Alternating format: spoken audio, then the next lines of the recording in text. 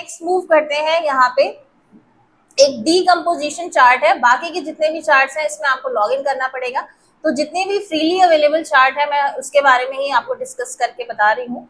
Next है यहाँ पे डीकम्पोजिशन चार्ट। तो डीकम्पोजिशन चार्ट के लिए मैंने एक न्यू पेज लिया है और इसको क्लिक कर रही हूँ। तो जैसे यहाँ पे मैंने आप देख रहे होंगे कि एक ऐसा चार्ट बन के आया है कि यहाँ पे आपको एक प्रॉपर पहला चार्ट दिख रहा है और उसके कितने भी पार्ट्स हैं वो आपको दिखा रहा है। तो मैं यहाँ पे क्या कर रही हूँ कि मुझे सेल्स दिखानी है।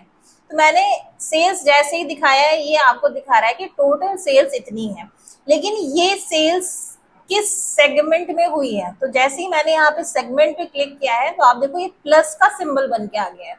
जैसे ही आप इस प्लस को ओपन करोगे, जैसे मैंने यहाँ पे ओपन किया सेगमेंट पे, तो आप देखो डिफरेंट डिफरेंट सेगमेंट के अकॉर्डिंग भी आपको दिखा रहा है डेटा कि कंज्यूमर में सबसे ज्यादा ब्लू कलर है तो कंज्यूमर में सबसे टॉप पे भी रखा है इसने कि कंज्यूमर में सबसे ज्यादा सेल्स हुई है, कॉर्पोरेट में हुई है, फिर ये ऑफिस होम ऑफिस को दिखा रहा है।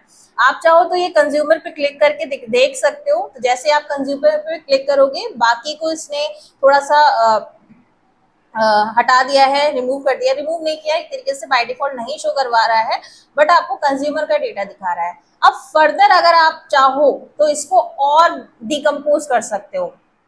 जैसे ये सेगमेंट था, अब इसको मैं डिफरेंट डिफरेंट रीजन के अकॉर्डिंग भी देखना चाह रही हूँ। तो आप देखो फिर से इसमें प्लस बन के आ गया है, आप इसको ओपन कर सकते हो।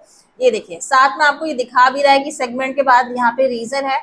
तो कंज्यूमर का वेस्ट, ईस्ट, सेंट्रल, साउथ किस तरीके से रीजन में कौन कौन सी सेल हुई, कितनी सेल हुई, ये भी दिखा रहा है। अगर आप इसको फर्दर और बाय डिकम्पोज करना चाह रहे हो, जैसे मैंने कैटेगरी को भी मेंशन कर दिया है, तो ये डिफरेंट डिफरेंट कैटेगरीज के अकॉर्डिंग भी यहाँ पे मेंशन करके आपको दिखाएगा। तो ये डीकम्पोजिशन चार्ट क्या करता है कि एक तरीके का सबसे पहले तो आपको टोटल वैल्यू दिखाएगा, फिर ये टोटल वैल्यू कहाँ कहाँ बाइफर्केट हुई है या फिर कितने कितने रीजन्स में या कितनी कितनी कैटेगरीज में, कितने कितने सेगमेंट में डिवाइड हुई है, वो एक तरीके से यहाँ पे आपको ओपन अप करके दिखाएगा। तो आई होप जितनी भी फ्रीली यहाँ पे सर्विसेज अवेलेबल हैं, जितने भी चार्ट यहाँ पे अवेलेबल है वो हमने डिस्कस कर लिया है। तो यहाँ पे आपको चीजें समझ में आ गई होगी।